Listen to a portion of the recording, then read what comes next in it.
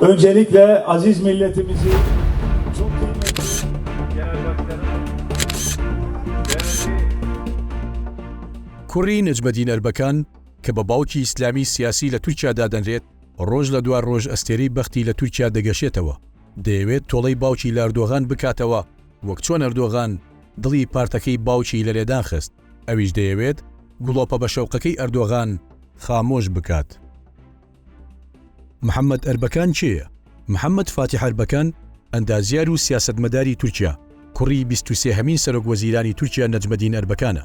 لە ساڵی 1970 لە ئەنقەرە لەدایک بووە و دەرچووی بەشی ئەندازیاری کارەبایە. دەستپێکی ژیانی سیاسی فاتیح ئەربەکان بۆ 1999 دەگەڕێتەوە کە چووە ڕیزی ڕێخستنەکانی گەنجانی پارتی فەزیلەت. دوای داخستنی پارتەکە و دامەزراندنی پارتی سەعادەت لە 2001 کوڕەکەی ئەربەکان لە نێو ئەو حیزبەدا درێژەی بەکاری سیاسیدا.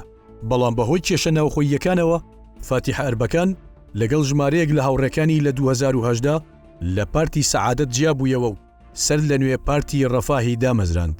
لە هەردوو کۆنگرەی پارتەکەدا فاتیح ئەربەکان بە زۆرینەی هەرە زۆری دەنگەکان بە سەرۆکی گشتی هەڵبژێردراوەتەوە. لە هەڵبژاردنە گشتەکانی ساڵی ڕابردووی تورکیادا پارتەکەی توانی لەسەر لیستی ئاگ پارتی 4 پەرلەمانتار بگەێنێتە پەرلەمان.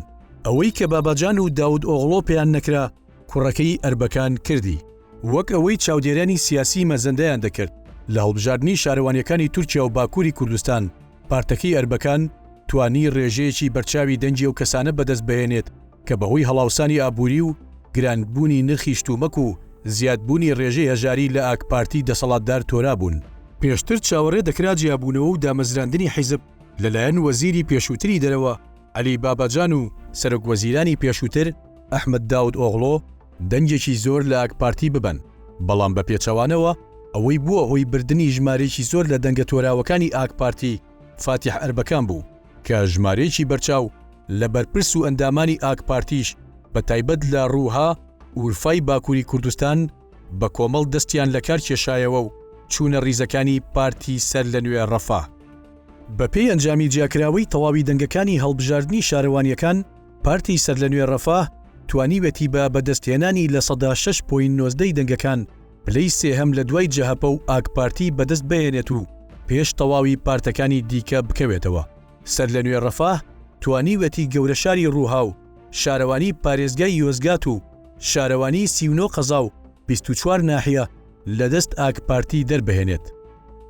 کارتە بەهێزەکانی کوڕەکەی ئەربەکان چی بوون؟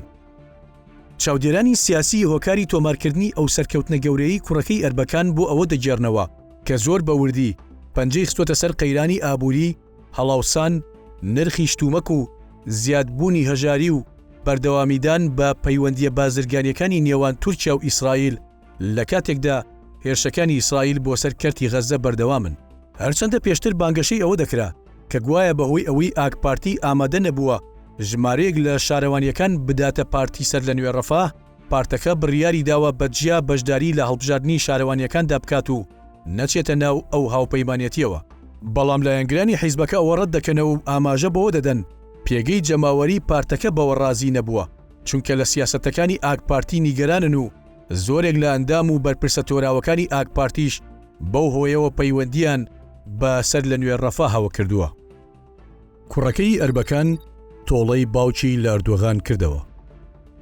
لەلایەشی دیکەشەوە بۆ جۆرە خوێندنەوە بۆ دەرەنجامەکانی هەڵبژاردنەکە دەکرێت کە ئەربەکانی کوڕ تۆڵەی باوکی لە ئەردۆغان و ئاگ پارتی کردوێتەوە، چونکە لە 2001 لە پارتی فەزیلەت جیابوونەوە و پارتی داد و گەشەپێدان ئاگ پارتیان دامەزراند.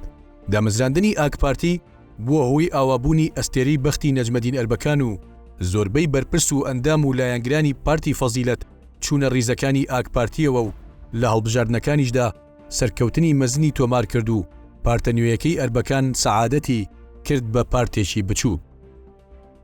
بە بۆچوونی تۆ خۆری ئەردۆغان بەرەو ئاوابوون دەچێت؟